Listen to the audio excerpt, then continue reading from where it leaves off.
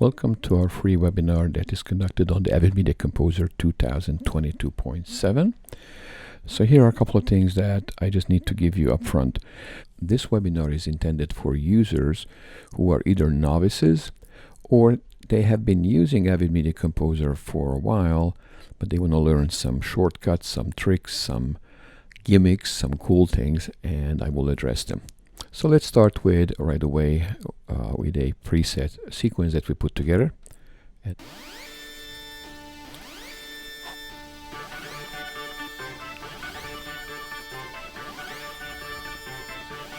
So anyways, you see a variety of things, namely video track 1, 2, and 3. You understand how the turning on the tracks is going in AVID. It looks like a little monitor that is activating video track 1. You see the video throughout that whole video track 1. If you add the second track, there's a filter that is applied to the entire video 1, and that is a blur filter. And you can see that the icon is identifying it as an effect. If you don't know what effect is, you know by now that if you park on the effect icon, activate the effect tool, and you identify which track you're working with, the effect editor identifies it as a blur effect, and it tells you that it is set up as a blur default, so it affects the entire video track 1. The second track is a new feature that has been introduced about 2.5 years ago. It is changing the title tool from whatever it was before to a effect. So essentially the title is an effect, and I will just quickly demonstrate where you would find it. You would find it in the effects palette, and in the effects palette there is a title. So you would actually grab a effect onto a track, and that's what the title is now in AVID Media Composer. On this particular sequence, you can park on the title and you can reactivate the effect parameters by activating the either title tool or just going to the effect editor, which is also an option. And you notice that there is a variety of things that you can work with. For example, if you want to change the text, activate the title tool, which obviously is silly, but you understand the principle. You can also grab that object. An object is this wireframe, and you can move it around. So it is very practical, and as I said, it is a effect from now on. Now, in order for me to save things and to move things around, I need to know where the project is. So the first thing that AVID editors ask is, where does the project physically live? So there's a couple of ways of finding it out. Generally, what we do is when we try to find out where the project is, we do not leave the application, but we leave the actual project. In order for you to leave the project, you, in the file drop down, activate your close project, and that close project gets you back to the opening window, which is what you see when you open up Media Composer. This is the window where you started new projects. This is the window where you use the original ones. This is the window where you find the shared AVID projects, and also where you activate import if you want to, or just start a new user profile. The new projects you're familiar with is giving you in the tab the options of picking from anything from the PAL and TSC family, going up higher in the 1280/720, 1920, 1080. Then you have the 2K, then you have the Ultra HD, which is 3840 by 2160.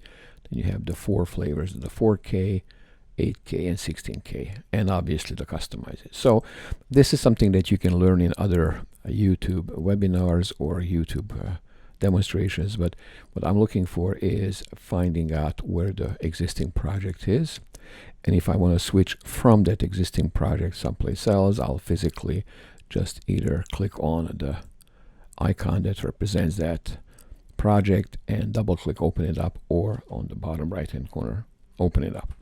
Unlike other applications, AVID can only run one project at one time. It is a safety, it is a security which AVID designed. So if you are working on a 720p, which is 1280-720, you are guaranteed that whatever you bring into that project will be matching that 1280-720 at a 24 drop frame, which is listed here as 23.976.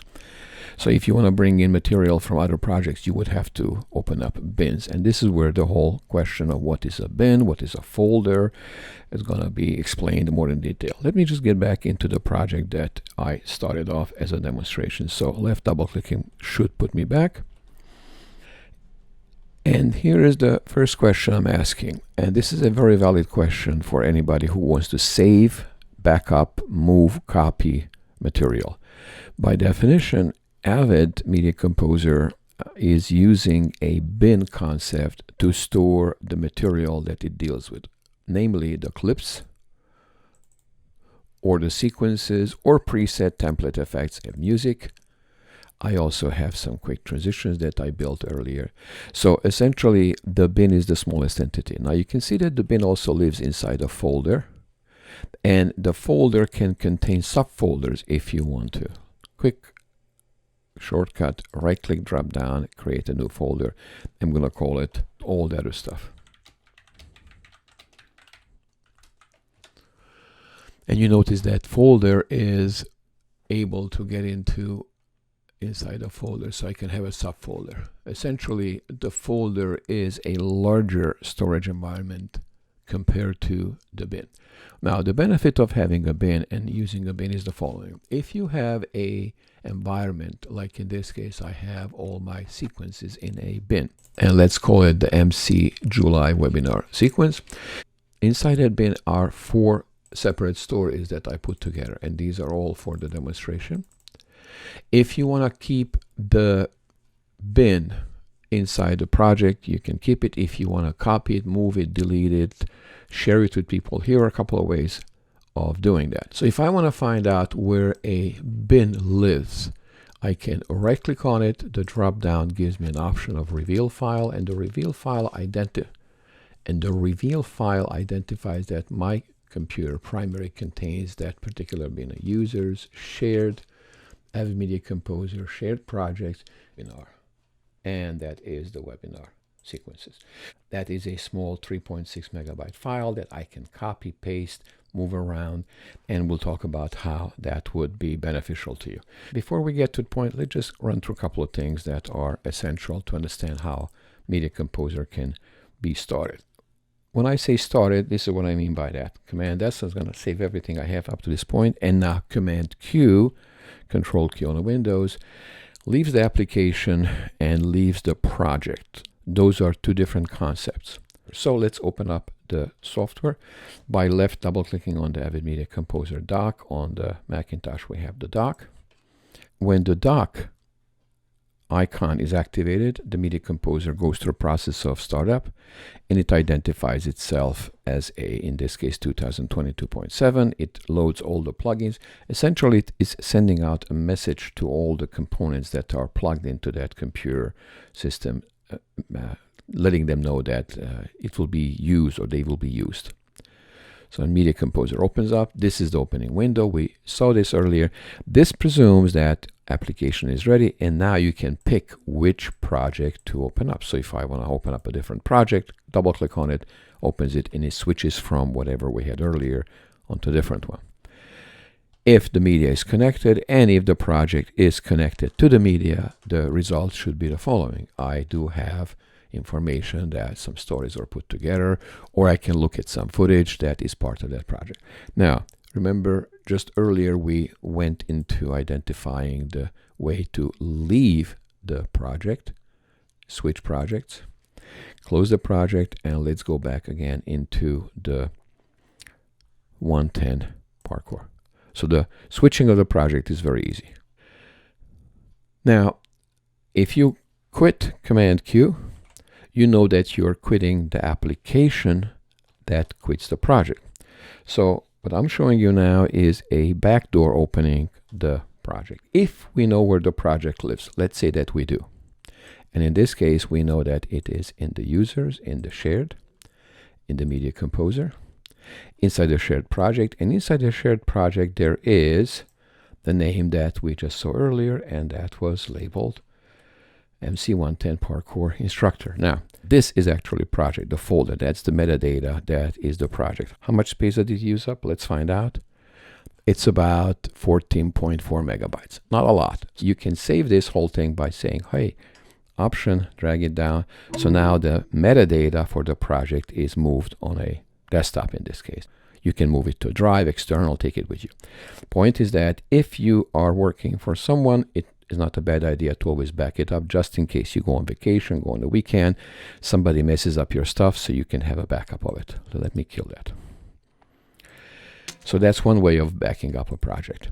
Again, it is only just metadata. It is not media connected to it. You understand by now that if you are a novice, here's how we can explain what the Media Composer media is. That is the actual media. That is the actual metadata connecting to. So in this case, the MXF files are being connected to the project information. So the project information is a place where you have a number of files, and some of them are recognizable because we just addressed it minutes ago. The AVB, which is actually a identification of a bin, standing for AVID Virtual Bin. But there's also a AVP, which is actually the project. So if you click on the AVB, it identifies it's a bin, but if you click on the AVP, it is the project.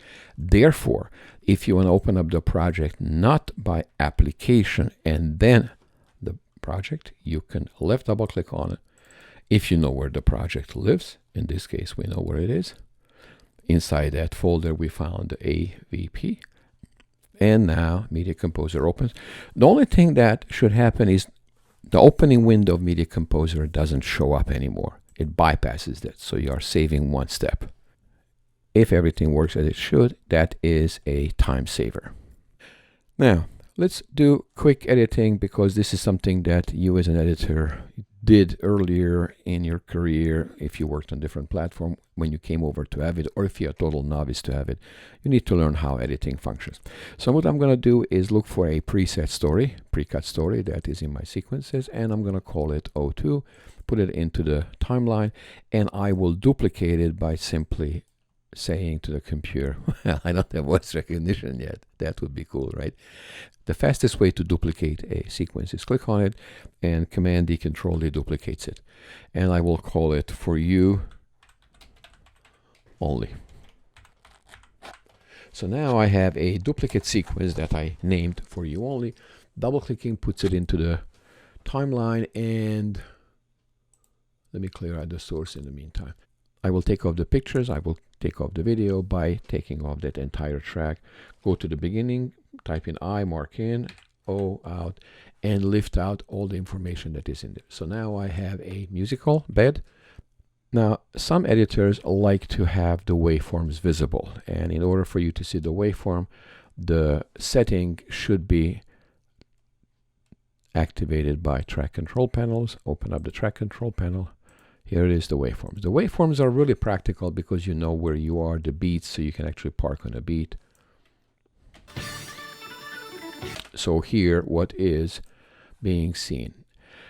It uses up lots of RAM, and some people like it, some people don't. I will show a different way of turning on the tracks. Notice that I'm clicking on each track individually. I am opening up real estate on the left side of the timeline, and if I don't want to do that, on the bottom of the timeline there is a go to fast menu, and in the fast menu I can define that the audio data is not going to be allowed per track setting turned on, but it will be global. The benefit of this is that if I turn that audio data to be waveform global, I can save that, and if I have it saved, I'm going to call it waves only. And I'll call it 1, 2, 3 because I may have a different setting. So if I have a default setting, which in this case would be probably down there, default, there we go. And if I want to switch from the default setting to what I just saved earlier, I believe it was called waves only. Watch what happens. It remembers not just the color of the track, it remembers what I did and shows me everything that I chose to see and have in the timeline view. Now comes the quick story editing. I will use a drag and drop technique that is very popular still. I don't really have any preference of drag and drop or using keyboard shortcut, but just for simplicity, let me show you what is the drag and drop is going to do for you. So if I select a number of clips, in this case, here is the group, and I will presume that I can drag them into the timeline. In the timeline, I need to make sure that nothing is selected, and I drag it in and I drop it in. If I drop it in, I should see all those clips in there. Command / shows me that I brought in a number of clips, and in order for me to really see the color of it, I like to color them. So I'm going to color, let's say, red, change a second one to, let's say, yellow, and then green, and then I'm going to have some blue. I'm not going to go through the whole thing. I'm not going to waste your time on this, but here are a couple of the colors, at least the first set of colors. In order for you to see those colors, bottom left-hand corner, because the bottom left-hand corner fast menu is visual, it is giving you visual choices. I will select the clip color to be of the source. Therefore, you see those 4, 5, 6 of them. The cool thing here is that you can identify how much of a clip you used, and that goes back to if you are leasing, renting, borrowing, buying, duration of clips as archive or music, or just to find out what character, if a character is yellow, how many times that character is played in a story. Anyways, with this, I'm going to also introduce you to 2 tools that I love, and those are top and tail. They are also available in other applications. We actually in AVID call them top and tail, and I assign them on the top of the toolbar. It means that if I play something from the beginning, in this case I'm playing it from the beginning, and at one point I stop. Let me try that. So at the beat, I will cut off the portion of that red clip all the way to the end by using the tail. No mark in, no mark out, it's done. I will do the same thing with the yellow clip. Continue playing. On that beat, I'm going to cut off everything from that playhead till the end of the shot. That's why it's called the tail. Done. The rest of the guys are short, so I'm not going to mess with them, but I'm going to continue playing from the 2, 3, 4, 5th shot. And I'm going to cut them off as I go. And you notice that I'm cutting on time. Now here I lost the color, and the question is, what is that clip? So in my scenario, in order for me to find a clip where it came from is generally the fastest this way. Park on the clip, the playhead, right click on video 1, and the drop down match frame puts it into source monitor. And in the source monitor, I ask the computer to show me where that bin is. Therefore, it highlights it so that red is going to change to, let's say, iconized. There we go. So now we have a very clear understanding what was used, how we used it. I'm going to add additional colors as I go along, and in Media Composer, when we use the Macintosh, we have all these nice color things to work with. I generally like to pick them from the crayons because they are consistent for internet and anything else. So I'm going to do one more, and I hope that I will fill up your vocabulary here. Let me play it. And I hope that I'm going to fill up this story very interestingly. And from this point, I'm going to cut off the green.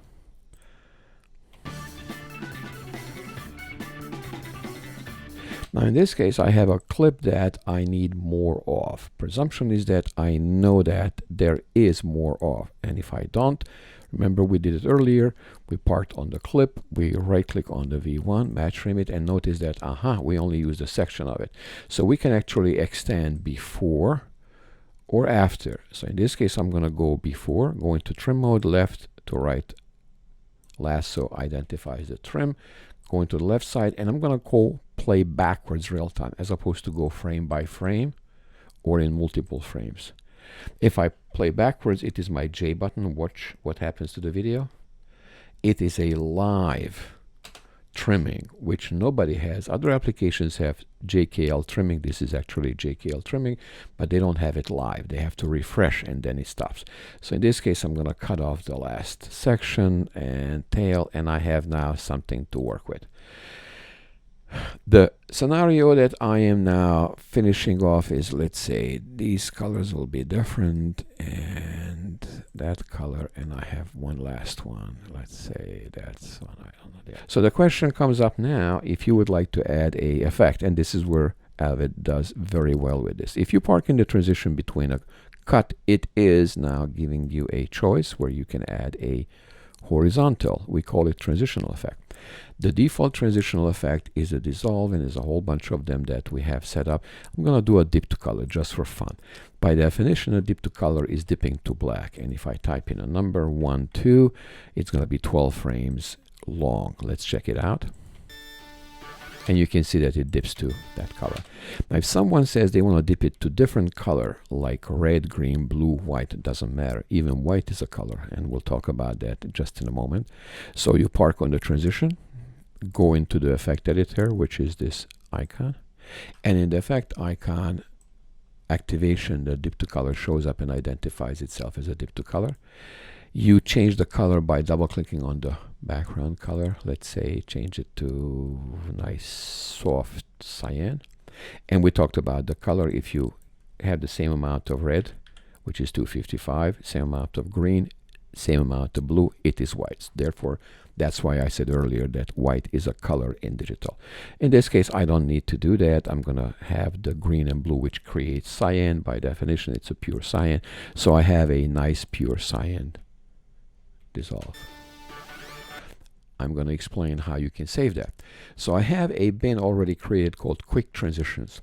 If that Quick Transition bin is opened and I go into the effect editing, I can grab that particular icon that represents a dip to color, and because it's a dip to color to a cyan, CY is the abbreviation for it, now I have it available for future use. And this is where I told you earlier, if you want to have that bin available and you want to separate it from the project, what's it called? Quick Transitions. Remember that. Keep that in mind.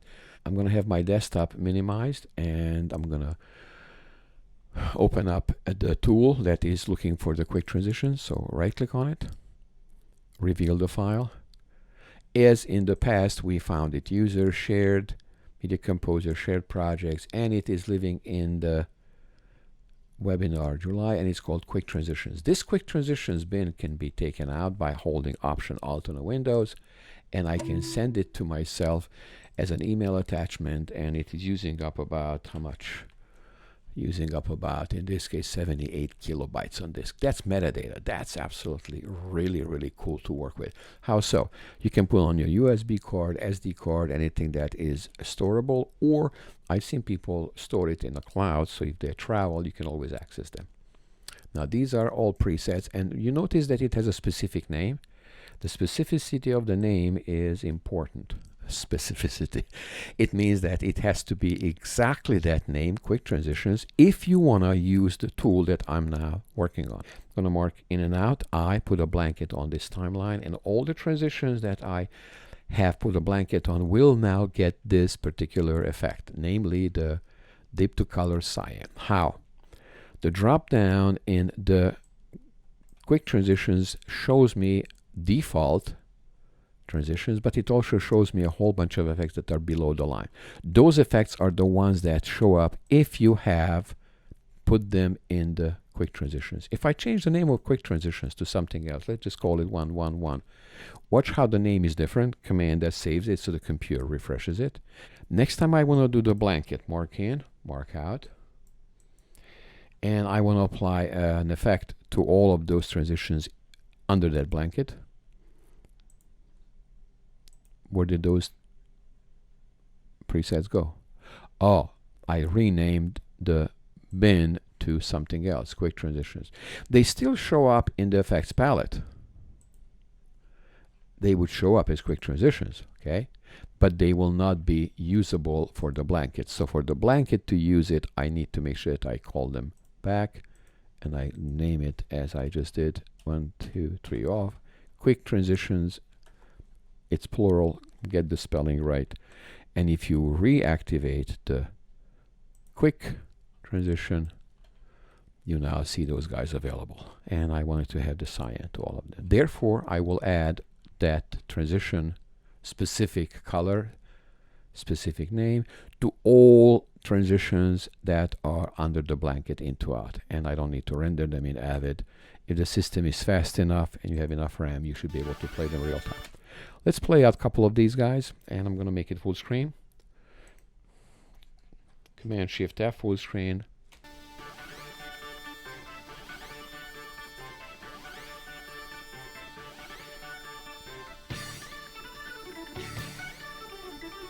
Okay, so we're impressed by it. Now, you learned by now a couple of the tricks that AVID does have. Well, it's not a trick actually, but it is a way of identifying and finding an element like a bin. And the bin location, when you reveal it, is very, very helpful for you to duplicate it, copy it, move it. So I recommend this tool to be used extensively if you find it useful. If you don't find it useful, obviously it's up to you. Another tool that I hope you will use over and over again is this naming of a bin, quick and space in between transitions, and put all your templates in there. So if you want to move things around and you want to put them on a blanket, so for example, half the show is going to be blanketed, whatever the color was, in this case cyan, and the rest of the stuff is going to be black and white. And I do have some white already preset. Let's see if that works. Drop down the quick transition, and in the quick transition drop down, look for that 12 frame white.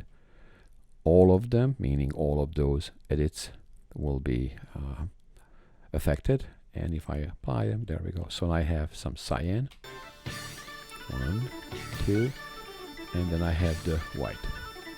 So you understand the principle. This is probably one of the tools that as an editor you will like a lot, use a lot, and if you are a novice to AVID, start thinking about using these tools as well as the one that I showed you just minutes ago, which in the trim lets me get out of the blanket, turn the blanket off, G, park on a transition between two shots, hit U, you are in trim mode. By definition, know that if you are in a dual roller trim, in this case the dual roller means that I have the last trim of the outgoing, first trim of the incoming, I should be able to move around, and if I move around I should be able to trim on one side. Now if the trim does not give me that option, I will probably see it better if I go into the transition and say, hey, there we go, oh, I should have enough, so I should be able to trim on each side. Now when you trim, the trimming tool allows you to trim in single frames to the left, single frames to the right, you got that. A keyboard shortcut for that exists in the command comma, bring in the keyboard, and the keyboard shortcut according to my default setup shows me that, yeah, those buttons M, comma, period, / are a trim button selection. But the most important, and the one I like a lot, is the dynamic trimming. And the dynamic trimming presumes that I'm going to use the J button to move to the left and the L button to the right. And if I hold down K and J, I go slow speed, half speed, scrub it. And if I do K and L, I scrub to the right. And if I hold down K and tap J, 1 frame at a time, and I hold down K and L, tap 1 frame at a time, L. Now the benefit here is, for me and for every editor who I have worked with, is that you can hear the trim. You can actually hear what you are trimming. If you are not using the JKL, you may not hear what you are trimming. You can see that you are trimming audio, but you don't hear what you trimmed. You have to turn on a scrubber, which is a nice tool, but it's a digital scrubber. So to me, that's not a big one. I don't really benefit from it. It's not consistent. I can actually drag it manually and I can say, I can hear the, but to me that's not as practical as the JKL trimmer, J, L. Essentially, if you have a dialogue, you would be able to use that and you can hear what you trimmed off as well as you see it. So get out of trim mode, which is U, And let's just go and talk about segment effects. So now we understood some of the transitional effects. These are not all of them, obviously. There's a family of them in the effects palette. They are labeled wipe, conceal, edge wipe, matrix wipe, peel, push, things of that sort. So if you want to apply something like that, it would be easy.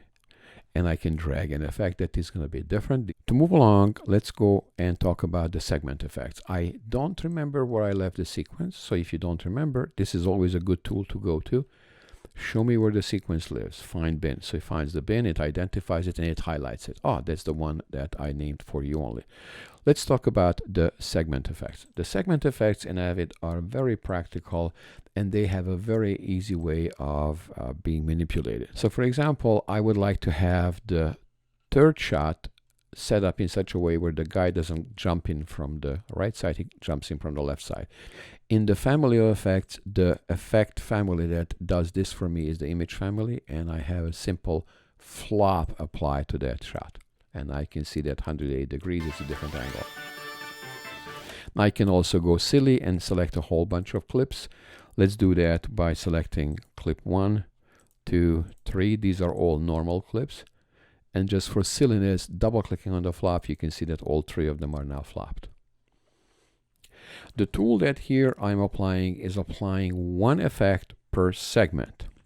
You could argue that it is too complicated to have them individually. You can say select 1, 2, 3 shots. You can see they're highlighted.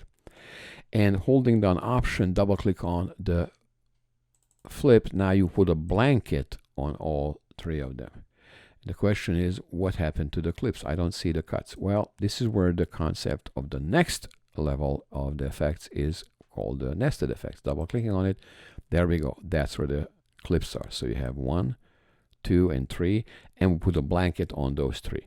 That essentially means that if I have another video track, Command Y, and I, let's say, clear out the effect that I have on the segment. Oh, how do we clear an effect? Here is our new friend called Ghostbusters. No, it's not called Ghostbusters. We call it Remove Effect. Anyways, so if we apply the same thing, flip on a video track 2, imagine that it's a filter above. Now the entire show is upside down.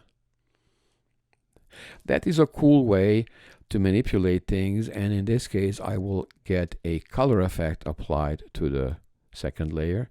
The color effect is going to make everything black and white by going into the effect mode and drag the saturation down to, let's say, 0. So now we're black and white. The benefit of having this second layer, the effect filter, is that I can turn it off and I can turn it on. But notice that I used up 2 tracks video. Again, the practicality is without the effect, with the effect. So I can show it to the person who is behind me and giving me instructions, unless I'm the person doing that. Now, if that is something that you like, fine. If you don't, let me show you quickly how to delete a video track. Can we put on the entire show a blanket where not just 1, not 3, but the entire show, let's select all of the clips that are part of the show, are gonna be color. Remember, if you single double click, each of the elements gets it separately. That's not what I'm looking for. I'm looking for adding a blanket effect, and holding down Option Alt on the Windows puts it now, the blanket is on top. The only benefit here is that now I save the track, but some people say, well, how do you turn that effect off? Well, let's add the effects first. Let's go silly and go creative and push the saturation, brighten up the entire show, add some more contrast, and saturate it very, very, very brightly. And maybe even can add some red color to it, warm up the day. It's a very hot day throughout the whole show. So the entire show is like very saturated. If you take the effect off, you lose that. No, I don't want to take it off. I want to turn it off. So the way to turn it off, you have a way on the bottom of the timeline, a step in where it peels off the effect and puts it back on. And you say, well, while I put the effect on, the phone call came in and I need to do some dissolves Oh, double click, step inside. Now you can define that the blank is going to be, let's say, how many shots? 1, edit point, 2, 3, 4. And because you're applying that effect to that inside, to the nest, and you bring up your friend, remember the friend we had? The dip to color. Now, if you apply the dip to white, watch what happens. The dip to white is going to dip, but it's going to be a white that is affected by the color that is above it. I'm going to select just 4 shots, just for fun purposes, and make those 4 shots flop. Holding down Option, double click, so the 4 shots that are here are opposite inside the nest. Got it. So now, if you park on the section where 2 effects are being identified, video 1 is video 1, and the V1.1 is the inside. Got it. So that's not above, it's behind. If I go into the effects mode, watch what happens. It says, yeah, I have the color effect, and I don't see the one behind it. Why not? Because it's not opened. There we go. So now if I open it and activate it, let's find out. There we go. The flop is in there. Aha, so there are 2 effects in it. Because we like to simplify things, we editors use this technique a lot. And here is a perfect example where I would use that. Please say hello to the new sequence that I have preset for you. And on that sequence, I do have a layer where I have video 1, video 2 and 1, 3, and 4, 3, 2, 1. So I have 4 layers. One is the background, then I have the red, then I have the green, the blue. The way I'm calling them out is exactly the hierarchy. The top is the blue, below that is the green, below is the red, and below the red is the original normal default color. So the instructions I have are very specific. Let's make the color of each of them separate. So I will turn off and get the colors of these 3 layers, video 2, 3, and 4, as well as take the effects off from all of them. See, all 3 are selected, and globally I'll take off 1, the cream, and then I'm going to take off the blueberries. So let's build them. The second layer is covering the first one, and in order for me to make it work, meaning to have a picture-in-picture, I go into the picture-in-picture family, which is a blend effect, and I drag the picture-in-picture onto layer 2. So it's a picture-in-picture. That's easy.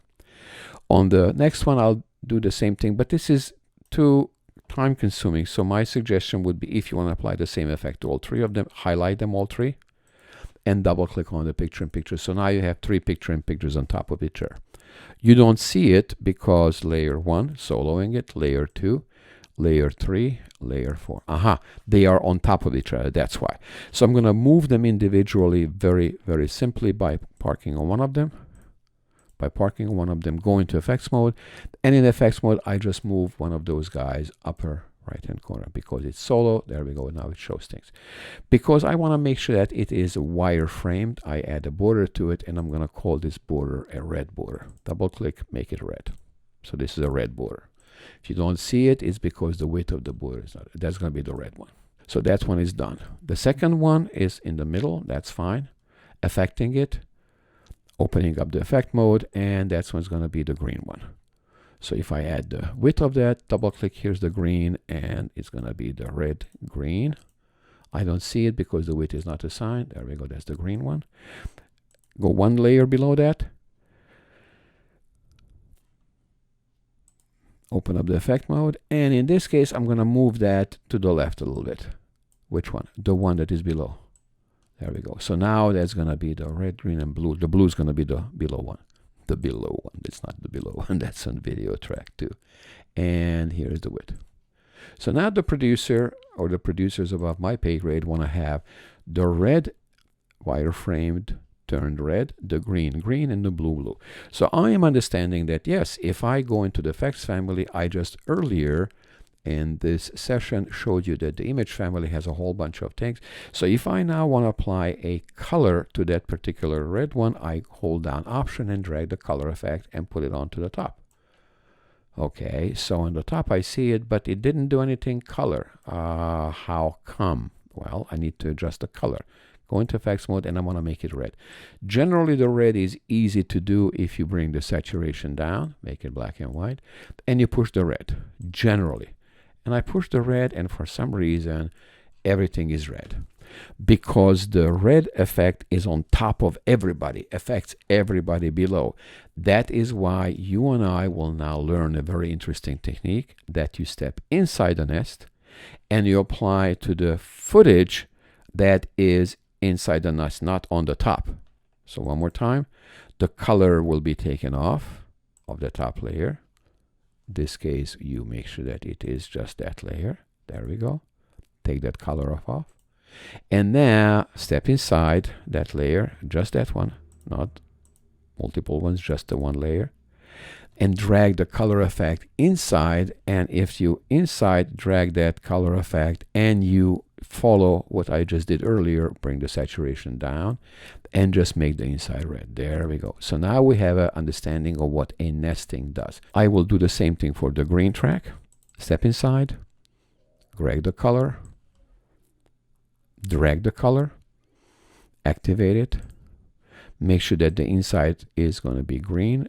We agreed that if we take the saturation off, we have an ability to make it green. There we go. Take off the red, so we have it green. And the next one comes, and it's going to be the blue. Step inside, grab the color effect. Now we understand how the nested color is working. Push it up, push the blue, take the green, take the red, and now we have a environment where we have 3 effects plus the inside. And now on top of that, we add another video track because the end of the day, somebody calls out and say, hey, can we make it letterbox? Yes, that letterbox is going to be on the top layer. Drag it onto video track 5 in this case. Increase the size of that track, park on the effect icon, and make it letterbox by showing you that, yes, I can do a letterbox which is 80% of the height, which is generally the letterbox you would see in movies. And if I want to see full screen, this is what I have. There we go. So I have the letterbox above. Now, because I can color it, I can color the background of the letterbox, and this is where things go crazy. Let's say make it red, and I want to change the timing of it, adding some keyframes to be more specific, and in this case I'm going to change the color of that to, let's say, yellow. By the time it gets in the middle and by the time I reach the end, I'm going to add another keyframe and make it magenta, which I like, which is this magenta purple thing. There we go. So the color should change throughout time in the story. Command S it. My show is over, guys. Hopefully you got some understanding of how easily it is to manipulate layers. Video 1, 2, 1, 1, 3, 2, 1, 4, 3, 2, 1, and 5, 4, 3, 2, 1. So if this is the proper mask, it is good, it is okay, it sticks. If it is not, and I'm gonna change it quickly to something very simple, which I've seen a lot, it doesn't make sense for the picture-in-picture, but it might make sense for the story. So on that lower layer, I will add a different mask. I'm gonna select that entire lower layer, video track 1, and apply an effect that you will recognize. Hold down Option, double click on the mask, and inside that mask I'll show you something that you probably have seen before, and that is the width is going to be brought down to, I believe, 35 is enough. There we go. So now we're talking, you and I are on the same page, and this is what my camera caught when I was recording it. And that's my iPhone capturing all this stuff. Well, it's not, you know that. We are Future Media Concept. If you liked what you saw, please let us know. Follow us, and that's pretty much it. Thank you for your attention. Good luck to you. Enjoy and stay safe.